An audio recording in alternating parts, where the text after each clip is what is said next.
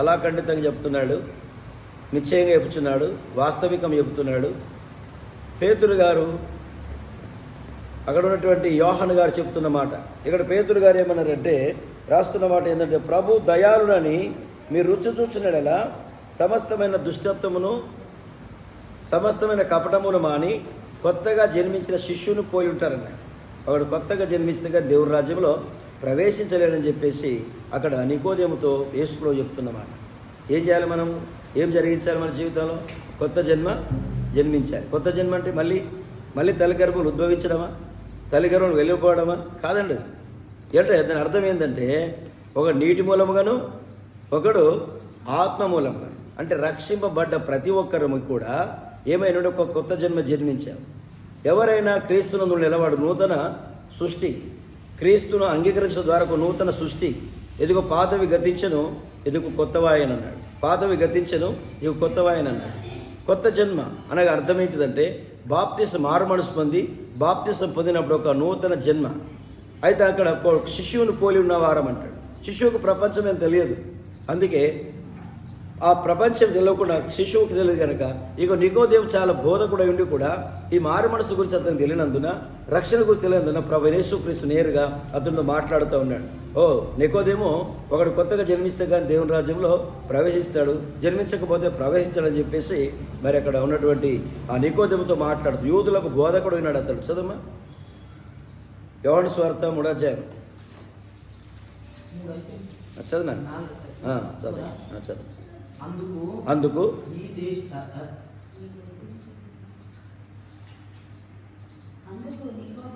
అందుకు నికోదేము, ఓ ముసలివాడైన మనుషుడు మరి ఎలా జన్మింపగలడు? రెండవ మారు తల్లి గర్భంలోకి ప్రవేశించగలడా అని అడగగా యేసు ఇట్లా అన్నాడు. ఏమని? ఒకడు నీటి మూలముగాను ఒకడు ఆత్మ మూలముగాను జన్మిస్తే కానీ దేవుని రాజ్యం ప్రవేశించలేడు అన్నాడు. దేవుని రాజ్యం ప్రవేశించాలంటే ఏం చేయాలి? ఒక నూతన జన్మ, అనగా ఒక నీటి మూలముగాను ఒకడు ఆత్మ మూలంగాను. యేసు ప్రభుల వారు కూడా ఈ లోకంలో ఉన్నప్పుడు యోహాను గారు యోర్దాను నదిలో బాప్తిసం ఇస్తున్నాడు. బాప్తిసం ఇస్తానికి చాలా తండోపతండలుగా వస్తున్నారు. ఎవరెవరు వస్తున్నారు? సద్దుకయ్యులు, పరిసయ్యులు, శాస్త్రులు, రకరకాల ప్రజలందరూ వచ్చారు. అప్పుడు యోహాను గారు లేచి ఒక మాట అన్నాడు, ఓయ్ సర్పసంతానమా, రాబోగ్రతం తప్పించిన బుద్ధి చెప్పిన వాడేవాడు, మారుమనసు తగిన ఫలములు ఫలించండి అన్నాడు. మారుమనసు తగిన ఫలములు ఫలించండి అని అక్కడ యూదులకును అక్కడ ఉన్నటువంటి పరిసయ్యులకును శాస్త్రులకు హెచ్చరిక ఇస్తున్న యోహాను గారు యోర్దాను ప్రభు అయిన యేసుక్రీస్తు కూడా బాప్తిసం తీసుకుని ఇక్కడికి వచ్చినాడు. అయితే ప్రభు గురించి మాట్లాడుతున్నాడు యోహాను గారు. ప్రభువా, నేను నీ వలన బాప్తిసం పొందవలసి ఉండగా నువ్వు నా వైపు రావడం సరికాదన్నప్పుడు సమయం ఆసన్నమైంది, కానిము, సమయం సంకుచితంగా ఉంది, కానిమని చెప్పినప్పుడు ఆయన నీటిలో కటంకం లేకుండా బాప్తిసం ఇయ్యగానే ఆయన బాప్తిసం పొందిన తదంతరము ఆ ఒడ్డుకు రాగానే పరలోకముని ఒక స్వరము పావురం వలె అతని మీద రాలుతుంది. ఇదిగో ఇతడు నా ప్రియకుమారుడు, ఈయన నేను ఆనందిస్తున్నానని చెప్పి స్వరం చెప్పబడింది. ఇతడు నా ప్రియకుమారుడు, నేను యందు ఆనందిస్తున్నా అని చెప్పాడు. అందుకే ఈ నిర్వచనం ఏంటంటే, నువ్వు ఒక నూతనగా జన్మించకపోతే దేవుని రాజ్యంలో ప్రవేశించలేరు. యేసుక్రీస్తు తండ్రి కుమారుడైనటువంటి యేసుక్రీస్తు అయ్యుండు కూడా, దేవుడు అయ్యుండు కూడా ఏం చేశాడు? నీతి యావత్తు నెరవేర్చడానికి ఆయన సిద్ధపడ్డాడు. ఈ రోజున నీవు నేను కూడా ఒకవేళ దేవుడికి దూరంగా ఉన్నట్టయితే ఒక నూతన సృష్టిగా మారాలంటే క్రీస్తును ధరించుకుంటే ఒక నూతన సృష్టిగా మారుతాం.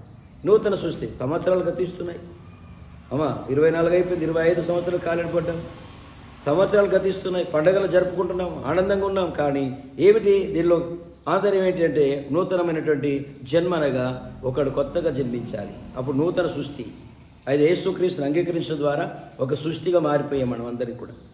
అందుకే భక్తుని పేతురు గారు అనే మాట ఏంటంటే, మరి అసూయ సమస్త దూషణ మాటలు మాని కొత్తగా జన్మించే శిష్యుని పోలిన వారై నిర్మలమైన వాక్యము పాల వలన రక్షణ విషయంలో ఎదుగు నిమిత్తము ఆ పాలను అపేక్షించుడి. ఏ పాలు? పాలేంటి? వాక్యమనే పాలు. భక్తుని పౌలు గారు చాలా చక్కగా మాట్లాడుతుండండి. తెస్సలోనికీయులకు రాసిన మొదటి పత్రిక 2వ అధ్యాయం 7వ వచనంలో అంటాడు, ఒక మాట చూస్తున్నట్టయితే పాల వలన మిమ్మల్ని పెంచితే అంటాడు. ప్రియ సహోదరులారా, ఈరోజు వాక్యం ఉంటున్న ప్రియ తల్లి, తమ్ముడు, చెల్లె, స్నేహితుడా, దేవుడు మనల్ని ఎలా పెంచాడంటే పాలిచ్చి పెంచాడు. ఏ పాలు? వాక్యమనే పాల ద్వారా మనం పెంపారుతా ఉన్నాం. ఎవరైనా తల్లి అయినా ఏమనుకుంటుందంటే నా బిడ్డకు నా పాలే కావాలి, ఇతర పాలు ఇచ్చడం మంచిది కాదు, వారి యొక్క మరి రకరకాల రోగాలు రకరకాల వ్యాధులు నా బిడ్డకు సంక్రమిస్తాయని చెప్పేసి ఏమనుకుంటుందంటే నా బిడ్డకు నా పాలే ఇవ్వాలనుకుంటుంది తల్లి. అర్థం ఏంటిది? సంఘము సేవకుడు కూడా అనుకున్నది ఏంటంటే నా మాట వినాలి సేవకు, నా శిష్యులు, నా సంఘస్థులు అని అనుకుంటాడు. ఒకవేళ వినకపోతే ఏమైతే ఇక్కడ ఆ బోధలు విని ఏమైపోతుంది, చివరి ఘట్టంలో చివరి దినాల్లో ఈ బోధలు ఆ బోధలు విని ఏమైపోయి కలుషితమైపోతుంది ప్రజలందరూ కూడా. ఆ పాలిపాల ఈ పరిస్థితి ఎదురైపోతుంది. కనుక తల్లి ఏమనుకుంటుందంటే నా బిడ్డకు నా పాలే ఇవ్వాలనుకుంటుందంట. భక్తుని పౌలు గారు మాట్లాడతాడు, ఇక్కడ చదవన్నాం. అయితే సైన్యమిచ్చు తల్లి తన సొంత బిడ్డను గారవించినట్టుగా మేము మధ్యలో సాధులమైంటివి, మీరు మాకు బహుప్రియులై ఉంటిరి గనుక మీ అందు విశేష అపేక్ష గల వారమై దేవుని స్వార్థని మాత్రమే గాక మా ప్రాణముకు ఇవ్వడానికి మేము సిద్ధపడి ఉంటిమంటాడు. ఎవరు దేని కొరకు యేసు ప్రభువును అంగీకరించిన ప్రతి బిడ్డల కోసము సేవకుడు ఏం చేయడానికి వచ్చాడు? ప్రాణమైన ఇవ్వడానికి వచ్చాడు, ప్రాణమైన ఇవ్వడానికి వచ్చాడు. సేవ ఉంటుంటుంది కాదు, పుట్టింది కాదు బాబోయ్, అర్థమైందా? సేవ అంటుంటుంది కాదు. ప్రాణాలు త్యాగం చేసి మన పితరులు మనకంటే ముందున్నటువంటి తరాలు ఎన్నో ప్రాణాలు త్యాగం చేసి వారు సజీవ యాగం చేసి వారి యొక్క ప్రాణాలని మరి కోల్పోయి ఈరోజు ఈ స్థితికి వచ్చాము. కనుక మనం కూడా సేవ అనేది గొప్ప సంగతి. అదే ప్రాణాలు ఇవ్వడానికి సిద్ధపడినామని పౌలు గారు తెలియజేస్తూ ఉన్నారు. ఏమంటే పాల అనే ఆ వాక్యం అనే పాల ద్వారా వాళ్ళని పెంచాడు. పేతురు గారు అందుకే రాస్తూ ఉన్నాడు, రక్షణ విషయంలో ఎదుగు నిమిత్తము ఆ పాలన అపేక్షించుడి. మనుషుల చేత విసర్జించబడినను దేవుని దృష్టికి ఏర్పరచబడినయు అమూల్యమును సజీవమైన యాగమగు ప్రభువునద్దకు వచ్చిన వారై యేసుక్రీస్తు ద్వారా దేవునికి అనుకూలమునగు ఆత్మ సంబంధమైన బలు అర్పించుటకు పరిశుద్ధులుగా ఉండేటట్లు మీరు సజీవమైన రాళ్ల వలె ఉన్నారన్నాడు. సజీవమైన రాళ్ల వలె ఉన్నామన్నాడు. కనుక మందిరం కట్టబడటానికి ఏ విధంగా రాళ్ళు అనే ఏదా వారి సేకరించి ఎలా కట్టబడుతుందో అలాగే పరలోకంలో మనం కూడా ఈ లోకంలో రాళ్ళుగా చెక్కబడుతున్నాం. పరలోకంలో ఒక మందిరం కట్టబడుతుంది ఆత్మీయంగా. గమనిస్తాం, ఇక్కడ వాక్యము చాలా గొప్పది. దయాళుడు రుచి చూస్తే కానీ అర్థమవుతుంది, రుచి చూడకుండా అర్థం కాదు. కనుక ప్రియులారా, మనమందరం కూడా దేవునికి దగ్గర ఒకరోజు లెక్క చెప్పవలసిన సంగతి, వాస్తవికమైన సంగతి. భక్తునటువంటి పౌలు గారు కొరింథీ రాసిన రెండో పత్రిక 5వ అధ్యాయం 15వ వచనం అంటాడు, జీవించు వారికి తమ కొరకు కాక తమ కొరకు మృతి పొంది తిరిగి లేచిన యేసుక్రీస్తు కొరకు జీవించడం. ఎందుకు పుట్టాము ఈ లోకానికి వచ్చాము, ఎందుకు సస్తున్నాం అర్థం కాలే లోకానికి. లోకంలో చాలామంది ఉన్నారు, ఎందుకు పుట్టాము ఎందుకు సస్తున్నామో తెలియదు. పుట్టాము, ఎలా పుట్టాము సచ్చుడు మాత్రం ఎవరు చావాలి? యేసయ్యలో చచ్చిపోవాలి. దేవుడికి స్తోత్రం. యేసయ్యను నమ్ముకొని మరణిస్తే నిత్య జీవానికి వారసులం అవుతాం. అందుకే యేసయ్య నమ్ముకోండి. మూడికే నీకోదేమో ఒకడు కొత్తగా జన్మిస్తే కానీ దేవుని రాజును ప్రవేశించడానికి అది ఆశ్చర్యపోయాడు. బాబు ఎలా కొత్త జన్మ, నా తల్లికం ఎలా వెళ్ళాలి మళ్ళీ అనుకున్నాడు. 80 సంవత్సరాలు 70 సంవత్సరాల వయసు కలిగి నేను ఎలాగలంటే అలా నేను చెప్పినందుకు నువ్వు ఆశ్చర్యపడకూడదు. ఒకడు నీటి మూలముగాను ఒకడు ఆత్మ మూలముగా జన్మిస్తే కానీ దేవుని రాజ్యంలో ప్రవేశిస్తాడన్నాడు. అదే భాగంలో కొరింథీ రాసిన 2వ పత్రికలో మరి 5వ అధ్యాయంలో మరి గమనిస్తే జీవించే వారికి తమ కొరకు కాక తమ కొరకు మృతి పొంది తిరిగి లేచినటువంటి యేసుక్రీస్తుకు జీవించమని ఆయన చెప్తున్నాడు. 17వ వచనం చాలా చక్కగా చెప్తారు చూడండి. 17వ వచనం 16-17 2వ కొరింథీ 5వ అధ్యాయము అమ్మగారు కాగా ఎవడైనను క్రీస్తునందుడు ఎలా నూతన సృష్టి. ఈ లోకంలో క్రీస్తు ధరించుకున్న వారు ఎవరంటే వీళ్ళందరూ నూతన సృష్టి. లోకము ఉన్నట్టు కాదు, లోకం మీద కాదు. ఇది ఒక నూతన సృష్టి. క్రీస్తుని ధరించుకున్న ద్వారా ఎందరైతే ఆయన అంగీకరిస్తున్నారో వారందరికీ దేవుని పిల్లలకి ఆయన అధికారం ఇచ్చాడు. కనుక ఆయన ఎందరైతే అంగీకరించారో వారందరూ కూడా ఒక నూతన సృష్టి. ఇదిగో పాతవి గతించను, ఇదిగో కొత్తవి ఆయన. న్యూ రెవలెన్స్, కొత్త ఒక రూల్స్ వచ్చింది. అనగా కొత్త జన్మ జన్మించాలి. కొత్త జన్మ అర్థ నిర్వచనం ఏంటిది? యేసు ప్రభు వారు చెప్పిన మాట ఏంటంటే బాప్తిసం అనే కార్యక్రమం చెప్పాడండి. రోమపత్రిక 6వ అధ్యాయం ఉంటుంది. మనము క్రీస్తు వలె మనం ఏం చేయబోతున్నామంటే నీళ్ళల్లో మునిగినప్పుడు పాతిపెట్టబడుతున్నాం, పైకి వచ్చినప్పుడు మరి లేపబడ్డాం. ప్రభు యేసుక్రీస్తు వారు కూడా మరి సమాధి చేయబడి తిరిగి లేచాడు. ఆ సాదృశ్యం అందే మన బాప్తిస్మం అనే కార్యక్రమం జరుగుతుంది. ఆ కార్యక్రమం ద్వారా ఏం జరుగుతుంది? మనకు నూతన సృష్టిగా మారిపోతాం. అంటే పాతవి గతించిన నూతనమైన ఏంటి? పాత అలవాట్లు, పాత పద్ధతులు, పాత ఏదైతే మనకు జీవితంలో రకరకాల పద్ధతులు మనం జీవించాం. ఒకప్పుడు మనము దేవుడికి దూరాస్తులం, ఒకప్పుడు నేరాస్తులం, ఒకప్పుడు గుండాలం, ఒకప్పుడు రకరకాల పద్ధతులు. వాటిని విడిచిపెట్టినప్పుడే అది ప్రాచీన స్వభావం అన్నారు. దాని ఏమన్నారు? ప్రాచీన స్వభావం వదిలేసి ఒక నవీన స్వభావానికి స్వాగతం పలకడం, దాని నూతనమైనది. ఈ రోజున చాలా ఆడంబరంగా ఎంతో మందిరాలు, ఎందరో గణపరుస్తూ, ఎందరో దేవుడు శుద్ధిస్తూ ఆరాధిస్తూ, ఎంతో విన్యాసాలు, ఎంతో మరి ఆడంబరం, మరి మంచి మంచి భోజనాలు, వంటకాలు చేసుకొని ఎంతో మరి ఆడంబరం చేసుకుని శుభవేళ కొత్త సంవత్సరం దీన్ని అర్థం చేసుకుంటున్నాం. ఒక నూతన సృష్టికి మారకపోతే, ఒక క్రీస్తులో జన్మించకపోతే ఇక పాత బ్రతికే, పాత జీవితమే కదా. కాబట్టి ఒక పాత జీవితమే దాలకుండా నూతనమైన స్వభావం కలిగి ఉండడమే ప్రభు యేసుక్రీస్తు పిలిచాడు. రోమీయులకు రాసిన పత్రిక 14వ అధ్యాయము 7-8 వాక్యంలో నూతన సృష్టి గురించి మాట్లాడుతారు. చూడు, ఎవరి కోసం బ్రతకాలి, ఎవరి కోసం జీవించాలి. 14వ అధ్యాయం 7-8 వచ్చినమ్మా. ఏమంటే తన కోసమే బ్రతకడు, చనిపోడు. ఎవరి కోసం అంట? బ్రతికినను ఆయన కోసమే, ప్రభు కోసమే బ్రతుకుతున్నాము. చనిపోయినను ప్రభు కోసం చనిపోతున్నాము. కాబట్టి మనము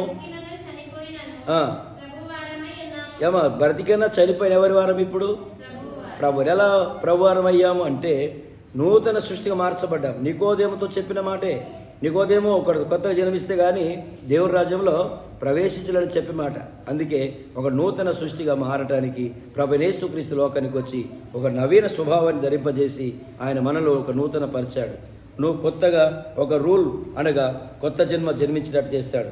అనగా క్రీస్తులో మనము పుట్టడానికి, జన్మించడానికి ఆ బాప్తిస్మం అనే కార్యక్రమం ద్వారా మన మనసు మార్చుకున్న ద్వారా దేవుని రాజ్యం వారసత్వానికి హక్కు దయచేశాడు. చూడండి, రోమపత్రిక 6వ అధ్యాయం 5-6 వచనాల్లో రోమపత్రిక 6వ అధ్యాయం 5-6 వచనాల్లో ఆయన మరణం యొక్క సాదృశ్యమందు,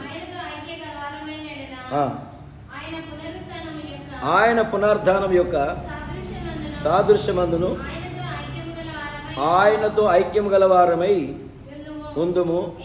ఏమనగా ఏమిటి? పాపమునకు దాసులము కాకుండా పాప శరీరం నిరర్థకమగునట్లు మన ప్రాచీన స్వభావం వదిలి ఆయనతో కూడా సిలువబడిన వారమై ఉందుము. చనిపోయిన వాడు పాప విముక్తుడని మనము క్రీస్తు కూడా చనిపోయినలా మృతుల నుండి లేచిన క్రీస్తు ఇకను చనిపోడనియు మరణమునకు ఆయన మీద ప్రభుత్వము లేదు, అధికారం లేదు.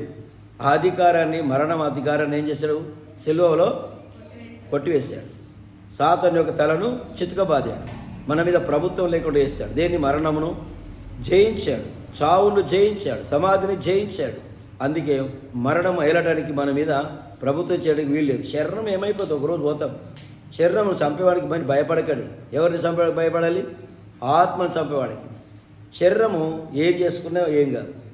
ఆత్మను చంపేవాడికి భయపడాలి. ఆత్మను దేవుడి సన్నిధిలో ఉంటుంది. ఆత్మ అధికారం అతనికి ఉంది కనుక. అందుకే మనకు నూతన సృష్టిగా మార్చడానికి దేవుడి లోకానికి వచ్చి ఒక నవీన స్వభావం ధరింపజేసి ఆయన రుచి చూసినలా దయలో రుచి చూస్తే సమస్త కపటమును, సమస్తమైనటువంటి ఏదైతే చెడుతనం ఉందో, దుష్టత్వం ఉందో, సమస్త కపటం ఉందో, వేషధరణ ఉందో, అసూయ ఉందో, ఇవన్నీ మానతం. ఏమిటో నువ్వు కొత్తగా జన్మించిన శిష్యుని పోలి ఉంటాం. అందుకే ప్రభు యేసుక్రీస్తు ఒక నూతన సృష్టిగా మార్చాడు. ఒక నూతనమైన ప్రదేశం పంపించడానికి ఆయన పిలిచాడు. ప్రకటన గ్రంథం 21వ అధ్యాయంలో చాలా చక్కగా రాసిందండి. ఒక నూతన సంగతి ఈరోజు మనం వింటున్నాం. నూతనమైనటువంటి ఈ లోకంలో చాలామంది ఈ రోజున ఎంతో ఆడంబరంగా, ఎంతో సంతోషంగా, ఆనందదాయకంగా ఈ సంబరాల్ని ఎంతో చేసుకుంటే వేళ, శుభవేళ ఇది. గమనిద్దాం. ప్రకటన గ్రంథం 21వ అధ్యాయం 1 నుంచి. అంతటా నేను కొత్త ఆకాశమును కొత్త భూమిని చూచి తిని, మొదటి ఆకాశం మొదటి భూమి గతించిపోయెను, ఇక సముద్రం లేదు. మరియు ఆ, నేను నూతనమైన యెరూషలేము నూతనమైన యెరూషలేము అను ఆ పరిశుద్ధ పట్టణము తన భర్త కొరకు ఆ, అలంకరింపబడిన దేని కొరకంట, దేని కొరకు సిద్ధపడుతుందంట? తన భర్త నూతన యెరూషలేము దేని కొరకు సిద్ధపడుతుందంట? పరలోక రాజ్యం దేని కొరకు సిద్ధపడుతుందంట? తన భర్త కొరకు సిద్ధపడుతుంట. మీరు ఎగ్జాంపుల్ చెప్తాను. ఒక అమ్మాయి పెళ్ళికి సిద్ధపడే ముందు ఏం చెప్తారండి? ముందుగా ఎంగేజ్మెంట్ మాట్లాడారు, ఎంగేజ్మెంట్ చేస్తారు. ఎంగేజ్మెంట్ అయిన తర్వాత పెళ్లి డేట్ నిర్ణయించుకుంటారు. తర్వాత ఆ నిర్ణయించిన కాలం కొంత వివాదిస్తూ ఉంటారు, విడదీస్తారు, కొంచెం టైం ఇస్తూ ఉంటారు. ఆ టైంలో ఏం చేస్తారు? అంతవరకు అమ్మాయి ఎలా ఉండాలి, అబ్బాయి ఎలా ఉండాలి, సరైన పద్ధతులు ఉంటే కానీ వివాహం జరుగుతుంది, లేకపోతే జరగదు. అందుకే గమనించినట్టయితే వివాహానికి ముందుగా ప్రధాన కార్యక్రమం జరిగింది. ఇప్పుడు మనందరికీ ఏం జరిగింది? సంఘంకి ఏం జరిగింది? ప్రధానం జరిగింది. ఎవరితో ప్రధానం జరిగింది? క్రీస్తు ప్రధానం జరిగింది. ఇంకా పెళ్ళి కాదు. ఏంటయ్యో పాస్టర్ గారు, పెళ్ళిళ్ళకి పిల్లలు మాలోతో అయిపోయారు అనుకుంటున్నారా? అండిగా ప్రతి మనిషి ఒకరందరికి కూడా క్రీస్తు యజమానుడిగా, క్రీస్తు వరుడుగా రాబోతున్నాడు. సంఘము పెళ్లి కుమార్తెగా సిద్ధపడవలసిన అవసరం ఉంది. అందుకే నూతన ఆకాశమును మరి కొత్త భూమిని, కొత్త ఆకాశమును చూచితిని. మొదటి ఆకాశం మొదటి భూమియు గతించిపోయాను, సముద్రం నీకను లేదు. మరియు నేను నూతనమైన యెరూషలేమును అను ఆ పరిశుద్ధ పట్టణమును తన భర్త కొరకు అలంకరించబడిన పెళ్లి కుమార్తె సిద్ధపడి పరలోకమందును దేవుని ఎదురు నుండి దిగివచ్చుట చూచితిని. కదా, దిగివచ్చుట చూచితిని. నూతన యెరూషలేం నూతన యెరూషలేం మహిమతో నిండి పెళ్లి కుమారుడు ఏమన్నా దిగివచ్చుచున్నాడు. దేవుడికి స్తోత్రం. దిగివచ్చుచున్నాడు, పెళ్లి కుమారుడు దిగివచ్చుతున్నాడు. నూతన యెరూషలేంకి మనం వెళ్ళాలి. అందుకే పెళ్లి కుమార్తెగా మనము సిద్ధపడాలి. పెళ్లి కుమార్తె సంఘము అంటే పెళ్లి కుమార్తె స్త్రీ, సంఘము స్త్రీ, దేవుడు పురుషుడు, వరుడు. ఆయనకు పురుషనామవాచకం ఇవ్వబడిందని మనం చెప్పాను. పురుషనామవాచకం దేవుడు, డు, పరిశుద్ధాత్ముడు, డు అంటే నామకరణం ఏంటంట? నామదేవం ఏంటంటే పురుషుని యొక్క నామదేహం అతనికి ఉంది. అయితే అక్కడ గమనిస్తే సంఘము స్త్రీ ఆయన సిద్ధపాటుది మనం చేసుకోవాల్సిందే జ్ఞాపకం చేస్తూ ఉన్నాడు. ప్రభు యేసుక్రీస్తు రాబోతున్నాడు పెళ్లి కుమారుడుగా. పెళ్లి కుమార్తెగా మనం సిద్ధపడాల్సిన అవసరం ఉంది. ఒక నూతన యెరూషలేముకి వెళ్ళవలసింది మనమందరం కూడా. ఒక నూతన పరచబడినప్పుడే దేవుని రాజ్యంలో ఉంటాం. నీకోదేమో ఒకడు కొత్తగా జన్మిస్తే కానీ దేవుని రాజ్యంలో ప్రవేశించలేడు అన్నాడు. హబక్కూకు గ్రంథంలో అంటాడు. హబక్కూకు గ్రంథంలో ఒక మాట రాసింది, 3వ అధ్యాయం 2వ వచనంలో. హబక్కూకు గ్రంథంలో మరి సంవత్సరములు గతించుచుండగా నీ కార్యములను నూతన పరచుము అంటాడు. నూతన పరచుము. మన జీవితాలు నూతన పరచబడాలి, మన బ్రతుకులను నూతన పరచబడాలి, మన జీవితాల్లో ఒక నూతనమైన అనుభవానికి రావాలి, ఒక నూతనమైనటువంటి రెవల్యూషన్ మన కొత్తగా రావాలి. లేకపోతే సరైనది కాదండి. గమనిస్తాం. హబక్కూకు గ్రంథంలో 3వ అధ్యాయం 2వ వచనం. యెహోవా నిన్ను గూర్చిన వార్త విని నేను భయపడుచున్నాను. యెహోవా సంవత్సరములు జరుగుచుండగా నీ కార్యములు నూతన పరచుము, నీ పనులు నూతన పరచుము. సంవత్సరాలు గడిచిపోతున్నాయి. కానీ ఏం జరగాలి? నూతన పరచబడాలి. మన జీవితాలు నూతన పరచబడాలి. మన జీవితంలో గొప్ప అద్భుతం జరగాలి. నూతన ప్రపంచంలో ఈ నూతన జీవితాలు ప్రారంభించాలి. ఒకడు కొత్తగా జన్మిస్తే కానీ దేవుని రాజ్యంలో ప్రవేశించాలి అన్నాడు. నికోదేముతో మాట్లాడాడు. గమనించుదాం. ఇక్కడ చదమ్మా. జరుగుచుండగా తెలియజేయము. ఏం చేస్తున్నట్ట? దేవుడు మనల్ని కోపపడుతున్నాడు. అప్పుడే వాత్సల్యత అంటే ప్రేమ చూపిస్తున్నాడు. వాత్సల్యం చూపిస్తున్నాడు, వాళ్ళ కోపపడుతున్నాడు. ఆయన కోపం ఎంతకాలం ఉంటుంది? నిమిషం మాత్రమే. దయ ఆయుష్ కాలం. మన బ్రతుకంత కాలం అంతా కూడా దేవుడు దయ చూపిస్తూనే ఉన్నాడు. ఈరోజు కూడా వాక్యం ప్రియ తమ్ముడు, చెల్లె, స్నేహితురాల గమనించండి. ఒకవేళ దేవునికి దూరంగా ఉన్నట్టయితే ఈ వాక్యం తర్వాత అవును సంవత్సరాలు గతించిపోతున్నాయి, నా వయసు ఇంత అని మనము ఎంచుకుంటున్నాం, లెక్కలు పెట్టుకుంటున్నాం. మరి మన వయసులో మన జీవితానికి, మన జన్మకి అర్థమున్న సంగతిని మనం ఒకసారి జ్ఞాపకం చేసుకోవాలి. ఎందుకు లోకానికి వచ్చాం? ఎందుకు లోకానికి పంపబడ్డాం? ఎందుకు లోకంలో జన్మించాం? ఎందుకు లోకంలో మనం ఉన్నామన్న సంగతిని జ్ఞాపకం చేసుకోవాలి. ఎందుకనగా దేవుడు అన్నాడు ఒక నూతన సృష్టిగా మార్చాలని, నూతనంగా జీవించాలని, ఒక నవీనమైన స్వభావం ధరించుకోవాలని, దుష్టత్వమును మాని, చెడుతనమును మాని, అలాగే అంతేకాకుండా అసూయను మాని, మరి అదంతా మానడమే, అపవిత్రతను మాని నూతనంగా జన్మించడమే క్రైస్తవ్యం. నూతనంగా జన్మించడమే క్రైస్తవ్యం. మనసు మార్చుకోవడమే క్రైస్తవ్యం. చెడు విడిచిపెట్టడమే క్రైస్తవ్యం. మంచిని ప్రేమించడమే దేవుని బిడ్డలకున్న గొప్ప ఆదరణ. అందుకే దేవుని వైపు తిరిగినప్పుడు ఒక నూతన జన్మ జన్మించిన వారు. ప్రభు దయాళుడని రుచి చూచినలా సమస్తమైన కపటమును దూషణ మాటలు మాని కొత్తగా జన్మించిన శిష్యుని పోలుంటారని పౌలు గారు అన్నారు. ఆనాడు ఇశ్రాయేలు ప్రజలందరూ కూడా ఆ ఐగుప్తులో నుండి వారు తీసుకొచ్చినప్పుడు దేవుని స్మరించుతున్నారు, జ్ఞాపకం చేస్తున్నారు. యెహోవా దయాళుడు, ఆయన కృప నిరంతరం ఉండును. యెహోవా దయాళుడు, ఆయన కృప నిరంతరం ఉండును. ఐగుప్తులో నుండి దాన్ని ప్రజలను నడిపించాడు, ఆయన కృప నిరంతరం ఉండును. ఆయన భూమిని ఆకాశం నిర్మించాడు, ఆయన కృప నిరంతరం ఉండును. ఆయన సమస్తం సముద్రం నిర్మించాడు, ఆయన కృప నిరంతరం ఉండును. దేవుడు ఎవరికి దూరంగా ఉండేవాడు కాడు గనక ఆయన కృప నిరంతరం ఉండును. నిరంతరం ఆయన మనల్ని నడిపించును గాక. అలాగని దేవుని సన్నిధిలో ఈ సమయాల్లో ఒకవేళ దేవుడికి దూరంగా ఉంటే ప్రభుని అంగీకరించాలని ఒకసారి ఈ సంవత్సరం 2025 సంవత్సరం మొదటి రోజున ఈ సందేశం వింటున్న ప్రియ తమ్ముడు, స్నేహితుడా, ఒకవేళ ప్రభుకు దూరంగా ఉంటే ఆయన దయా దాక్షిణ్య పూర్ణుడని గ్రహించి ఆయన సన్నిధికి రావాల్సిందిగా మరోసారి జ్ఞాపకం చేస్తూ ఉన్నాను. ఒకవేళ దూరంగా ఉంటే ఈ సమయం చాలా అనుకూల సమయము. ఇది రక్షణ దినం, ఇది అనుకూల సమయము, రక్షణ దినము. ఇది మన దేవుడిచ్చిన అవకాశాన్ని పోగొట్టకూడదని, చేజారగొట్టకూడదని మరోసారి జ్ఞాపకం చేస్తూ ఉన్నాను. దయచేసి సమయాల్లో మరి మీకోసం ప్రార్థిస్తాను. మీరు కూడా అలాగే కళ్ళు మూసుకుందాం. సర్వకృపానితుడగు తండ్రి, దయా కనికరము గల దేవ, గత 2024 సంవత్సరం వరకు మీరు ఎంతో కంటికి రెప్పలా కాపాడారు. 25 సంవత్సరం మా తండ్రి మొదటి నెల మొదటి దినమున మనం ప్రవేశపెట్టారు ప్రభా. బ్రతుకు దినములన్నీ కృపాక్షములు వెంట వచ్చునని నీ వాక్యం సెలవిచ్చిన రీతిగా నీ కృప నుండి కృపకు నడిపించుదువుగాక, బలపరచుదువుగాక. రక్షణ లేకుండా మా ప్రియులు, మా స్నేహితులు, స్నేహాభిలాషులు వాక్యంలో ప్రతిబిడ్డలకు కూడా రక్షణ భాగ్యం దయచేసి ప్రార్థిస్తున్నాం. మేమేమి చెప్పి వార్చలేము అయినా అయా నాతో ఒక నూతనమైనటువంటి జీవితం, నూతనమైనటువంటి జన్మ, నూతనమైనటువంటి బ్రతుకు ప్రతిబిడ్డలో దయచేయమని ప్రార్థన చేయించున్నాం తండ్రి. సమస్త కపటమును మాని, అవతరి ప్రభా చెడు మాటలు మాని, ఎగుతరి ప్రభా నా తండ్రి సమస్తమైన దుర్నీతిని మాని వెంబడించే మనసు ప్రతిబిడ్డకు దయచేసి ప్రార్థిస్తున్నాం. దేవ సమయంలో ఈ నూతన సంవత్సరం శుభాకాంక్షలు తెలియజేస్తుండగా ప్రతిబిడ్డలను కూడా దీవించి ఆశీర్వదించి మీరే మహిమ ఘనత ప్రభావాలు పొందమని యేసయ్యను వేడుకున్న పరమ తండ్రిని. ఆమేన్, ఆమేన్.